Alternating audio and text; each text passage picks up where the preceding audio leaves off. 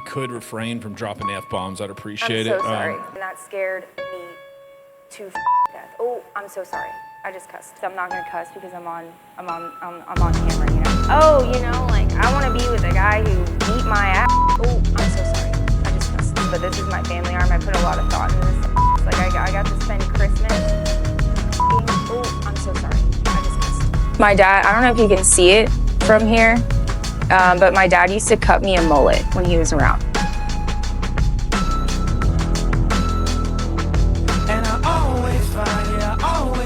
Something wrong. You've been putting up with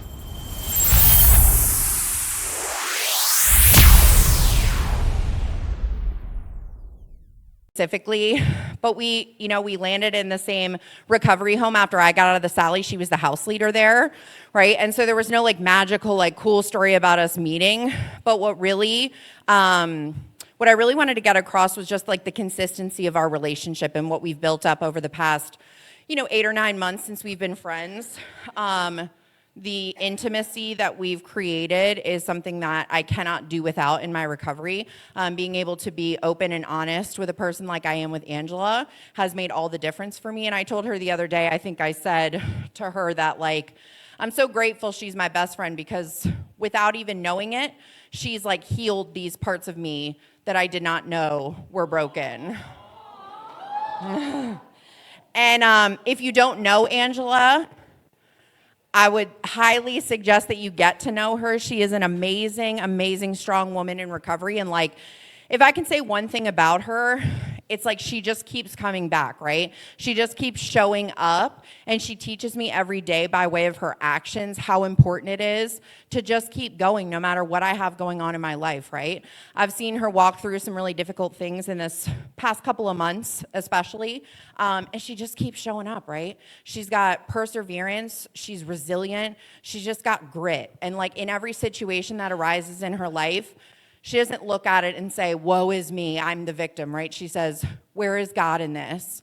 What's the solution? What can I learn here? And I'm forever grateful that God saw fit to cross our paths. Welcome, Angela.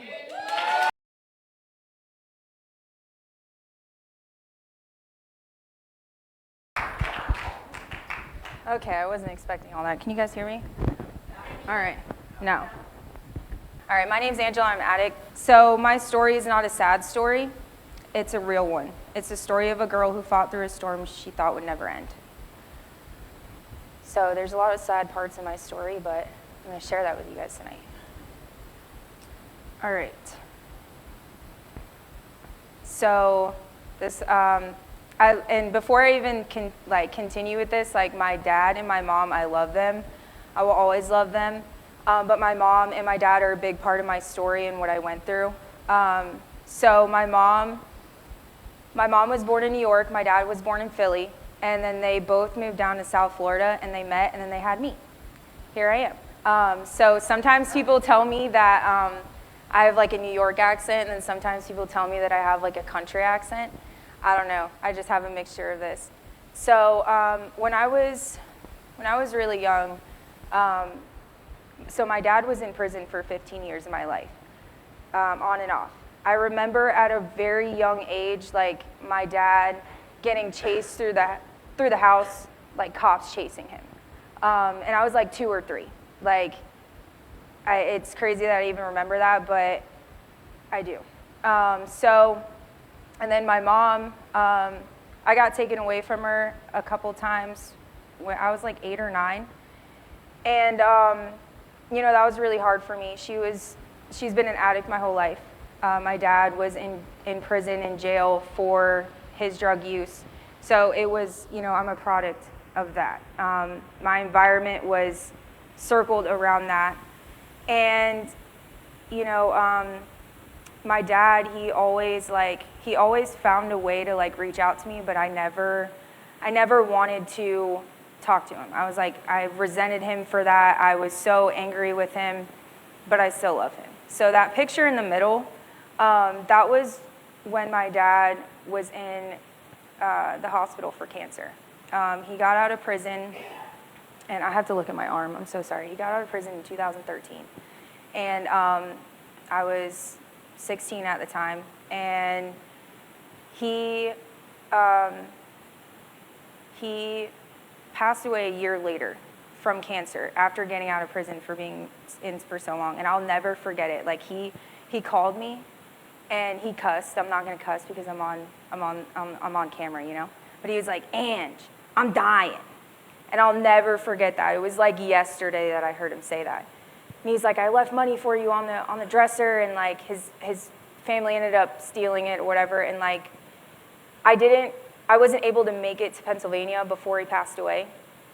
I remember I was working at Winn-Dixie. My first job was at Winn-Dixie, 17 years old, and I bought a plane ticket to go there, and I miss him. So that was unfortunate. Let's see. Little Ange. Yeah. My mom dressed me crazy. That is absolutely insane in the little, that's crazy. So the picture with like the Christmas looking picture, that's my grandma. My grandma, she was a big part of my life. She passed away when I was 13, and that was hard.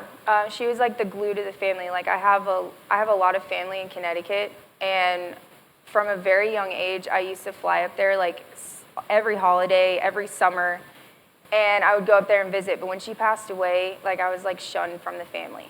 I started smoking weed when I was like 11, and then 13, I decided to post on MySpace that I was smoking weed, and my family was like, "No, you can't come up here anymore."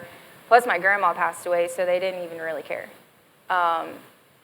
But she was like the biggest part of my life, and I remember that phone call too when I heard she passed away. She had her brain bleed, so that was really hard, and it really sucked being ripped away from my family. Like I felt like I didn't have anybody. I got I'll back up a little bit. Like I lived with, so the one on the left or your right, I was probably in like 3rd or 4th grade then. And when I got taken away from my mom, I lived with my 3rd grade teacher. That was like really weird. But he was like willing to take me in. Like my last name is Foster, ironically, but I was never in the foster care system, which I'm blessed for that. But I lived with my 3rd grade teacher, and that didn't work out. So I moved in 4th grade. I lived in Connecticut. And this was before my grandma passed away, so I went to 4th grade in Connecticut. And my cousins would always like make fun of me, and I remember one time I was sitting on the bus going to school, and they were like telling everybody that my mom was a drug addict. I was so embarrassed. That was so embarrassing. Like obviously I know that. Thanks for telling me, you know. So yeah.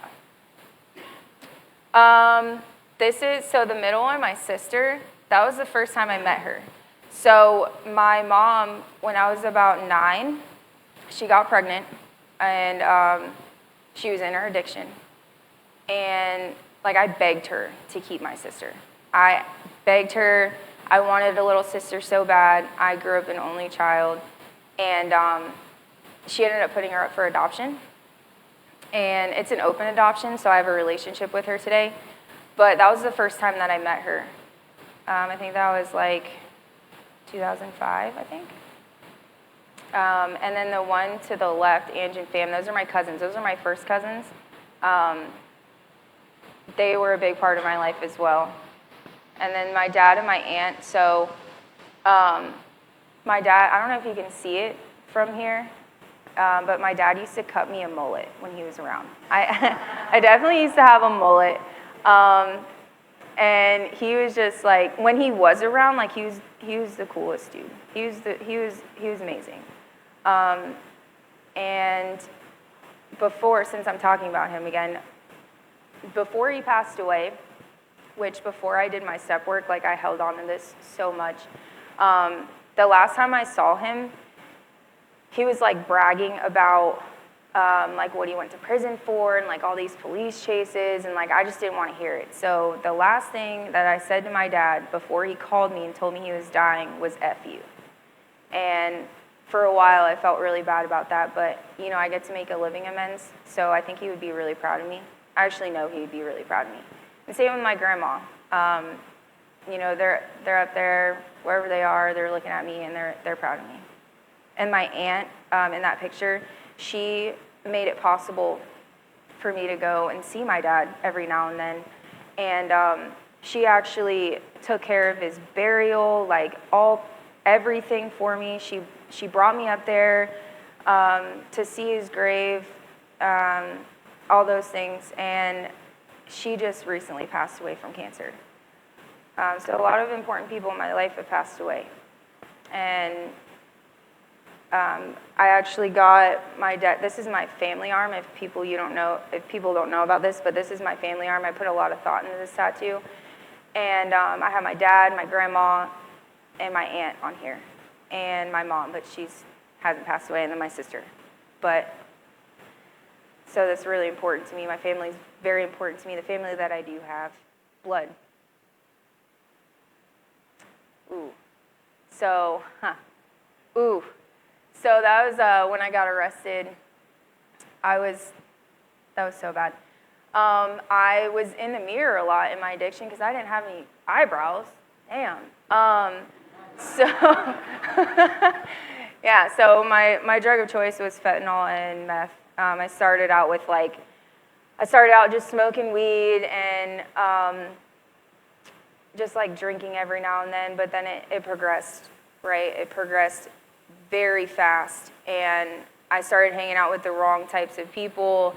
I wanted to be cool. Like, the whole point of me telling you all about that is like I lost so many people. I didn't know who I was. I was embarrassed. I thought, like, for a while, like, I thought that it was because of me. I thought I was the problem as to why I got taken away from my mom. Like, I understood that she had a drug problem, but I just didn't understand why. And I used to always tell her, too, like, I just don't understand. I just don't get it. Because, like, me, if you know me well, like, I want to understand everything. Like, I want to know why something is the way it is, and, like, but not everything is for me to understand, and I'm learning that. I'm learning that in recovery. And then, so when I got arrested, I actually, before I got arrested, I should say, I was living in my hometown in Citrus County, and I was like sick, so sick. I wanted to die. Like, if any of you would ever use fentanyl, you know exactly what I mean. That pain was absolutely dreadful. I didn't see the other side of it. I remember laying in my bed and just like in total agony. Like I said, I just wanted to die. I had a few friends around me that didn't. I kept asking them to get me something. They're like, no, we're not doing it. So I ended up sick as a dog, getting up, driving, and going to get it. And I'll never forget that. Like, for me, I have to remember that. So there was somebody that I was with. I was with him for 6 years, and he was in his addiction, and he physically and mentally abused me.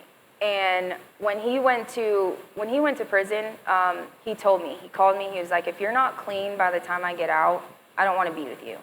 And me, I'm like, oh, like, I want to be with a guy who beat my ass, like, no, that didn't make any sense. But it pushed me a little bit to, like, not only the feeling of wanting to die, but it pushed me to want to do better for myself. So coming into these rooms, it wasn't for me. It wasn't for me at all. It was for other people. It was for him, mainly.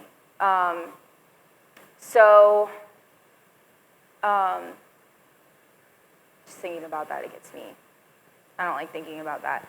But anyways, so I'm about to get real raw with you guys because this is probably an embarrassing part of my story. And I've shared with a few people that are really close to me, but my dope dealer, he was moving a lot of stuff, and I got pulled over. I was on probation. I got pulled over, and I had shit on me. So they asked me to work with them. The cops asked me to work with them when I lived in Citrus County, and I didn't want to go to jail. I was high. I didn't want to go to jail, and I'm like, yeah, sure, whatever. So I just like rode that time out, and they kept calling me, and they were like, did you find anybody yet? I'm like, nope. And then they called me one day, and they said his name, and that scared me to fucking death. Oh, I'm so sorry. I just cussed. that scared me. I was scared. So my mom's lived here for like 10 years. So I was like, you know what? I'm gonna run away from it, because that's what I was good at. I was good at running away from stuff. And so I came here. I went to detox, and I was still on probation. So, and they told me if I didn't work with them, they would violate me. I was like, you know what? Whatever. I was like, at this point, I was like, I don't want anything to do with it. I want to get better.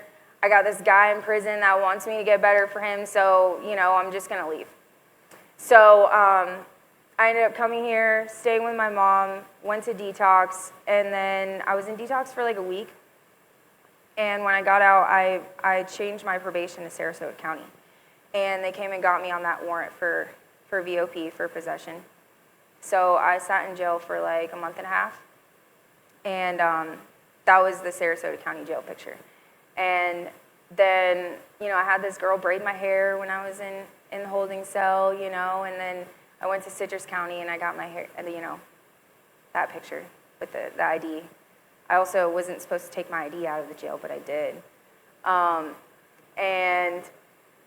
it was kind of funny because the warden, he was like, oh, you got them step-up braids. And I'm like, yeah, I do. So anyways, yeah, that was my little jail stint. But at the end of the month, I will have 2 years clean. And, you know, it's...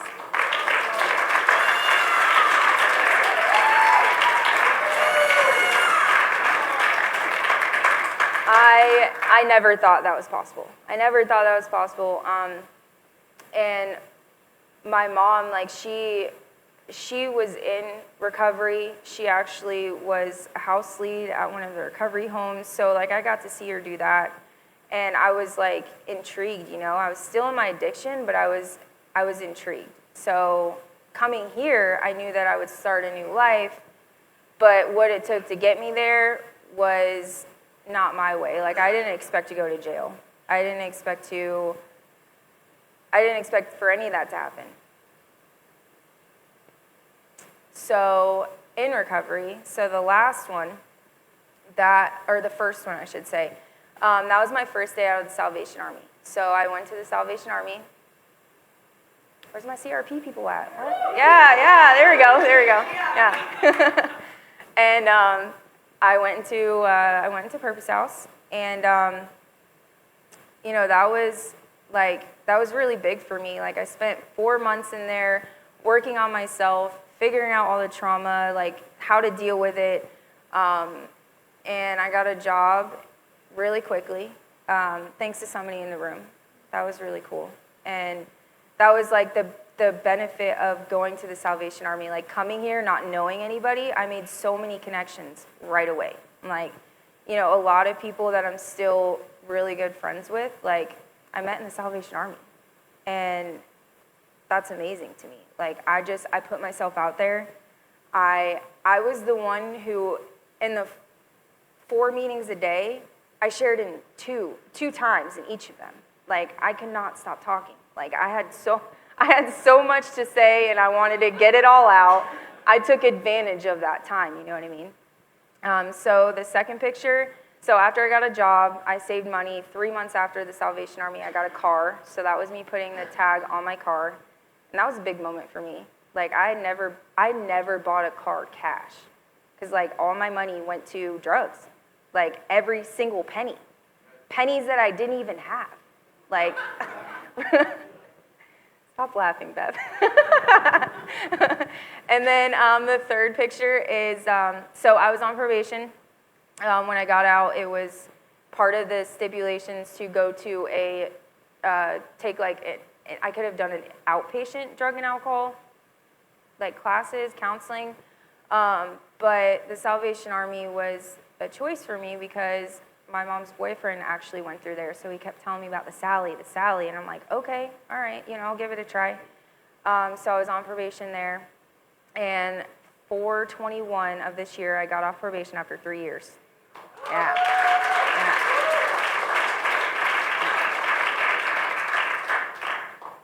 And I quickly became house lead within Purpose House. So these are, these people in my life, like, they mean so much to me. And the biggest thing that I wanted to bring up and put attention to is, like, making connections with people.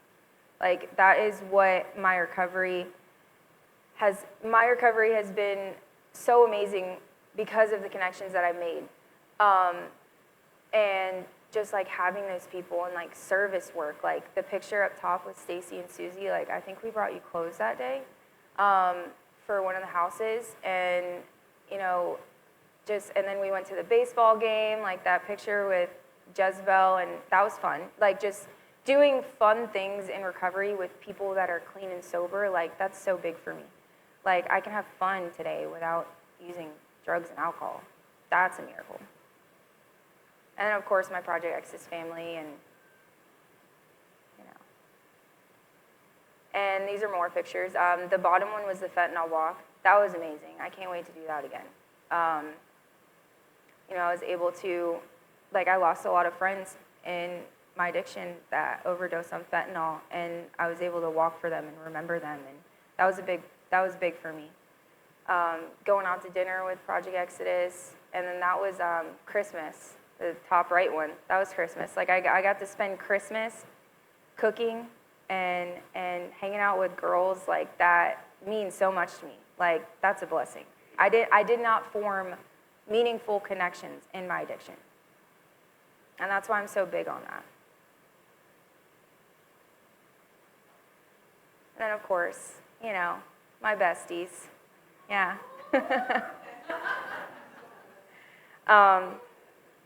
And just learning about myself, it's been a journey. I go through hard things, but it's how I get through them, right?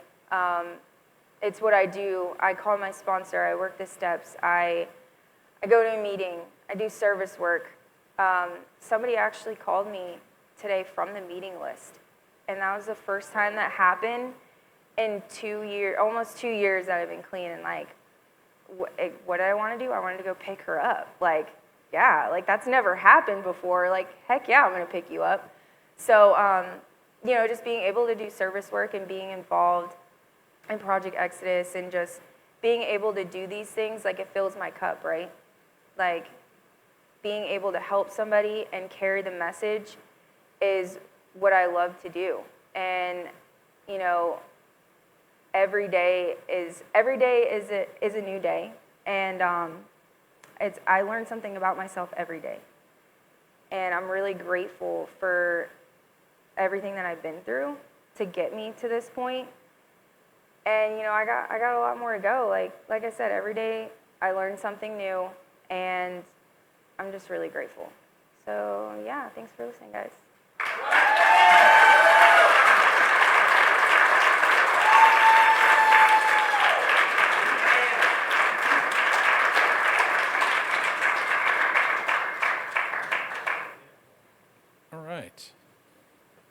That was a lot quicker than you actually said it was going to be. I know.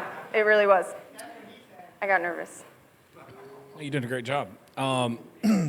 So, I just want to start by saying how proud I am of you. Since we, there's a saying in business. It's don't start a business with your friends. It never turns out good. And so far, that has not been the case for us, because Angela has been like family to us since this started. From the nonprofit, and then whenever the houses started, we just knew immediately. It's all right, we got to get Angela. And I remember the first time meeting you. You were at the Sally. You were telling me how to turn on the TV, and I thought to myself that this girl's going to be a rock star. She's going to be such an asset to the recovery community, and you have been, without without a doubt, there are not a lot of women that I have met personally in the recovery community here in Sarasota that does more than what Angela does. The sacrifices you've made, I tell the girls in her house all the time, I was like, she doesn't have to be here. She could easily have her own place, living her own life. And the sacrifices you make to be a leader to these women and to help them is second to none. So everybody, please give her a big round of applause and appreciation.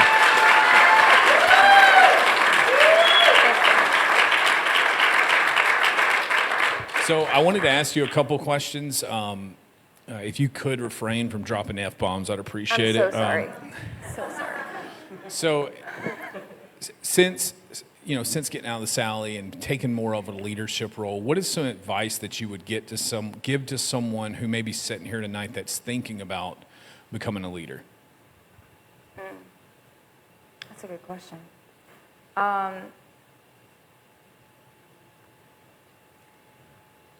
Dang, you put me on the spot. Gotta. Dang. Definitely like make sure that you're ready to make those kinds of sacrifices. That you have everything in place, like your sponsor who you can call if you need anything, like that you've worked the steps. Honestly, like by the time I came house lead, I already went through the 12 steps of Alcoholics Anonymous. And that's another thing I forgot to mention. Like I'm on my second round of steps. Like it's never ending.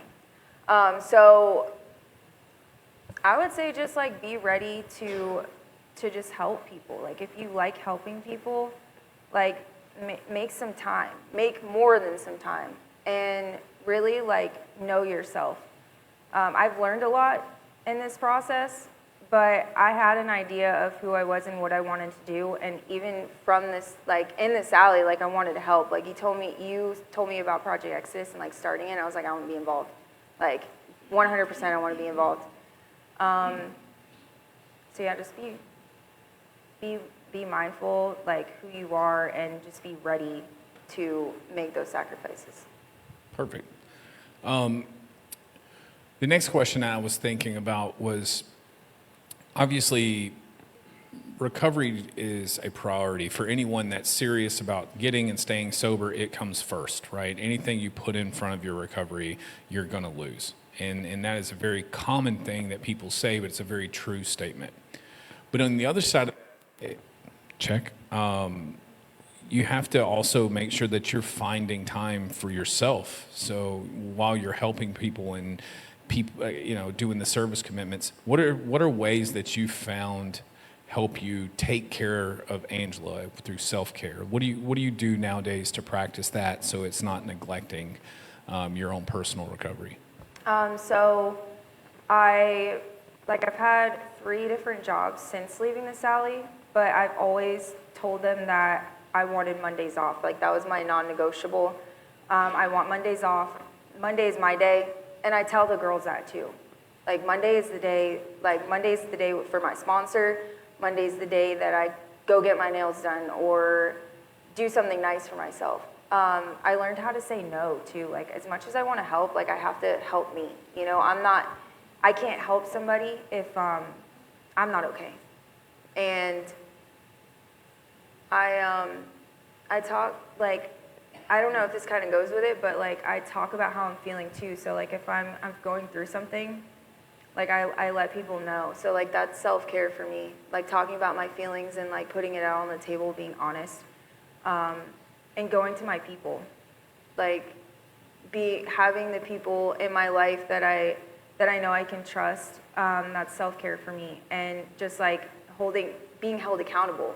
Like if I tell somebody that I'm going to do this, like, okay, like Beth's really good at that. She'll be like, no, you said you were going to do this. Like you don't need to do that. So. Go figure, Beth would be good at that. And then the last question I wanted to ask you is,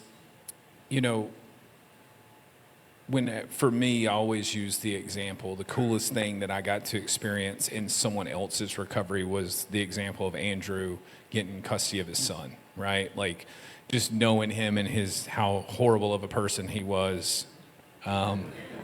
but seeing that happen was such a fulfilling thing to be a part of and witness. What's an example of something you've witnessed in someone else's recovery that you found beautiful and meaningful, and just happy that you were a part of it? It's the little things, like getting a job. It's just the little things for me. Like, Got her. yeah, you did. That was another good one. And I just shared this with the girls in the house meeting last night. Like, I want to see you guys succeed, and like whatever that looks like for anybody. Like, getting a good job, getting a car, moving out, getting your own place. That's a really good question. Think about it. I'll tell you one, well, and I'm only saying this because she's sitting on the front row, was remember like meeting Stacy in the Sally, and she was like the most defeated person I'd ever met. Like, it was between you and like one other person that I could just tell they did not want to be there. But seeing you like come full circle, like you've done that same thing. And I bring that up because for me, I joke all the time, like y'all are my kids, because I got to watch you grow and blossom as humans and turn into these amazing servants to our community. And, you know, I just want to start in this by saying how proud of you I am. Keep going, keep coming back, keep doing what you're doing, and just know that you're amazing, and we're so proud of you. So, Thank you. Yeah.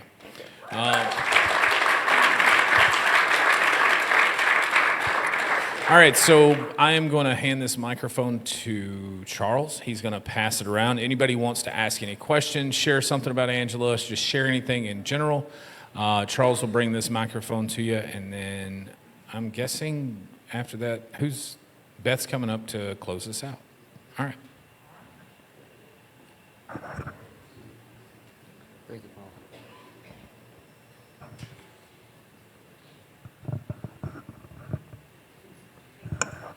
Hi, I'm Stacy. I'm an addict. Hey, Stacey. So I remember as soon as I hit my 9 months clean and I was able to go back into the Sally, it was your commencement week, and I shared my story, and it was our friend and my sponsors Sunday night, and where she has you chair, you know, and I just watched you come out of there and like hit the ground running, and like this program is exemplified in you, and seeing like your transformation. I mean, we both come a long way, but seeing your transformation and being able to be like a friend and be someone that's been able to receive your love and your service, I'm very grateful for, and I'm so proud of you, and I'm so excited to watch you continue your journey. Thank you.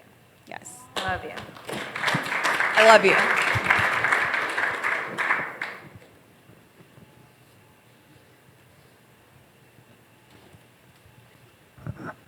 Hi, everyone. My name's Katie. I'm an addict. Katie. So, I met Angela the day she was leaving the Sally, and I did not want to be there. I didn't want to stay. And then, like, I ended up commencing and doing all the things, and I went, and Angela was leaving me again at Purpose House to go be the house leader at somewhere else. And it's just been such a privilege to call you my friend and watch you grow and just all the amazing things you do. And I just love you so much. So, thank you for being you. Love you. I love you.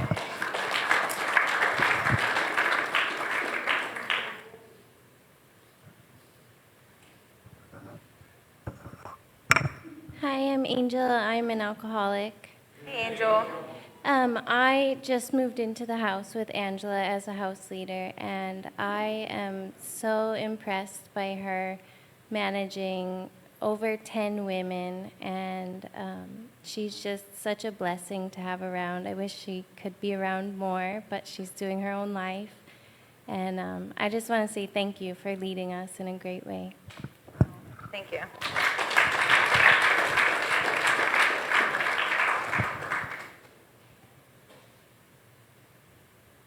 So, Getting your steps in, Charles.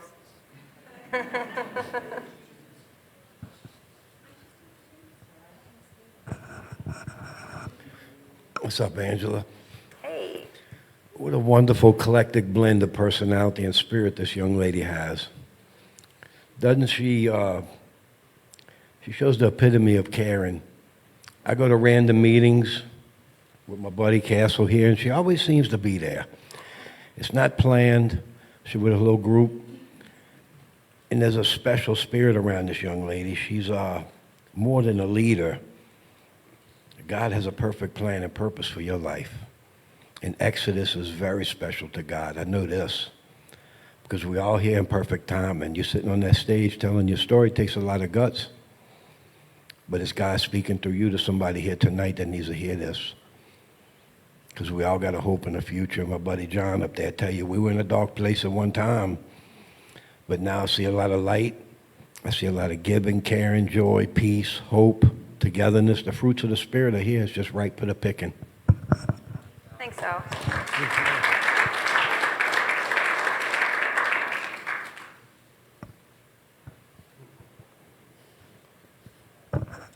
I'm an addict called Tyler.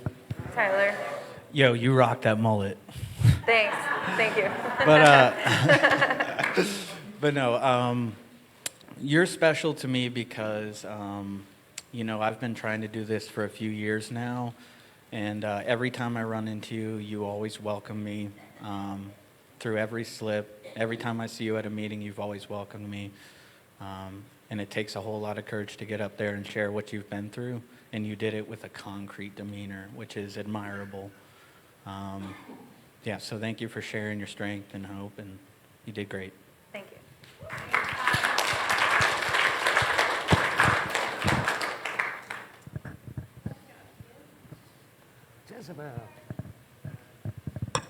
Hi, my name is Jezebel. I'm an addict. Hey, Jezzy. So I met Angela January 31st of this year, and I came out of jail. I was like, yeah, this is going to go great. That's sarcasm. And,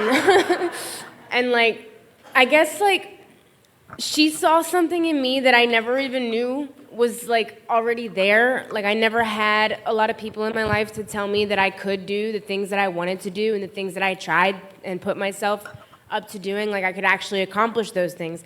I never thought that about myself because I've never experienced that. And I've always had, people putting me down or making me feel like I couldn't do what I wanted to. But Angela was one of the first people that, made me feel good enough about myself to where I actually wanted to try, and I think I've come a long way from that, and I definitely thank her for everything that she's done for me in that aspect.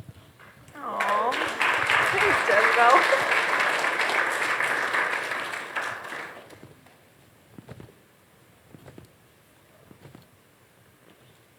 Oh, here we go. Here we go. Hey guys, John. John, alcoholic addict. Hey, John. So I'm super grateful for you, Angela. I met Angela August 2023 when I entered the Salvation Army, and she's one of those people that is still continuing to do the thing, right? It's super commendable. She's somebody that I can reach out to if I'm going through something, as well as I hope I can do the same for her. She showed up when my daughter was born at the hospital. She's always showing up, no matter where that's at, and I just want to say I love you, I'm grateful for you, and thank you.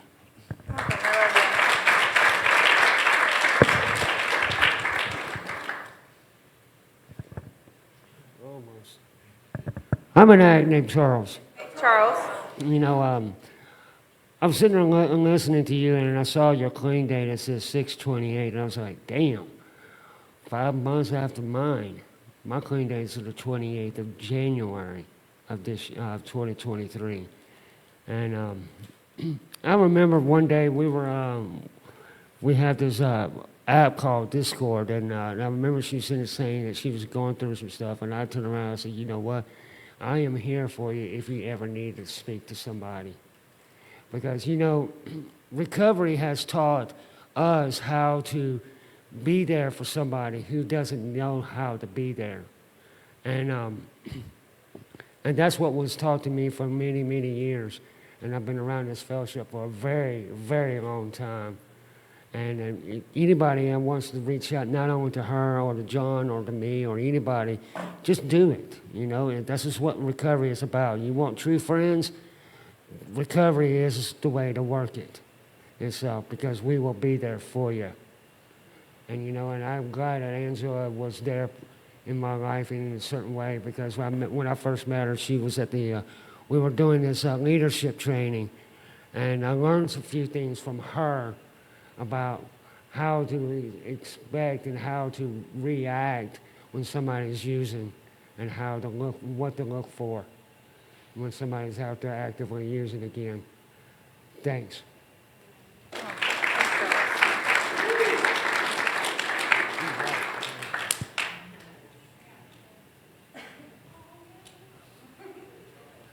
You stay.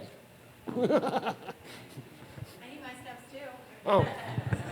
Nicole, alcoholic. Hey, Nicole. First of all, thank you so much for your bravery and for telling your story. I know it takes a lot of courage to stand up there and do that, or sit. I just want to say that I'm so incredibly proud to know you. I haven't known you very long, but you've been so inspirational and so welcoming to every person that you've met, including myself. And I also want to say that you inspire so many people, and to continue doing what you're doing, because just you being you, the kind heart you have, the service, everything, it's going to help so many more people than you even realize. And yeah, just thank you. Thanks, Nicole.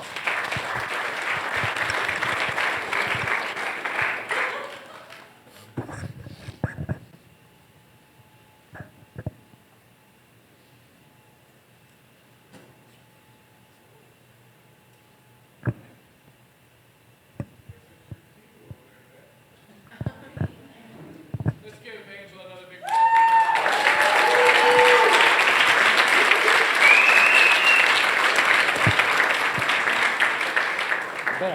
Next week, we have Kat Greenberg speaking. She's a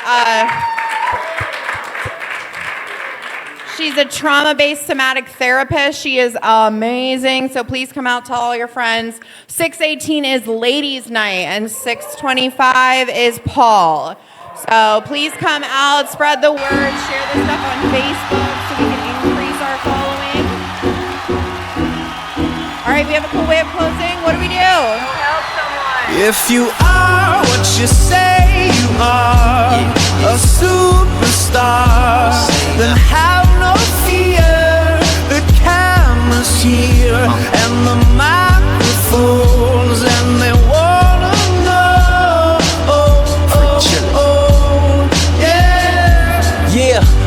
A fresh, cool young Lou, trying to cash his microphone check 212. Wanna believe my own hype, but it's too untrue. The world brought me to my knees. What have you brung you? Did you improve?